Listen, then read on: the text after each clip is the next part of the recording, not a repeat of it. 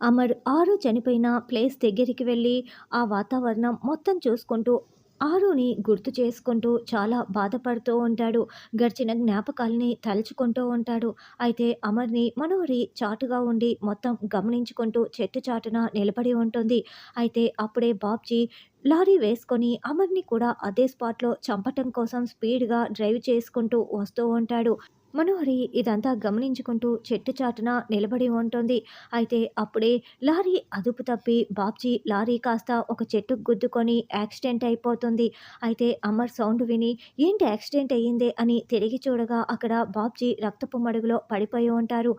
అమర్ ఇంకొకతను పరుగులు పెడుతూ బాబ్జీ దగ్గరికి వెళ్ళి లారీలో ఇరుక్కుపోయిన బాబ్జీని కిందికి దింపుతారు. అప్పటికే బాబ్జీ తలకి చాలా పెద్ద గాయమైపోయి మడుగులో పడి ఉంటాడు. అయితే మనోహరి ఇదంతా చూస్తూ అబ్బా ఏంటి ఇలా జరిగిందని టెన్షన్ పడుతూ చూస్తూ ఉంటుంది.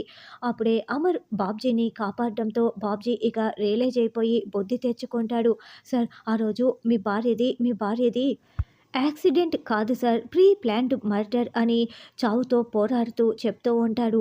మనోహరి ఇదంతా వింటూ చాలా కంగారు పడుతూ ఉంటుంది.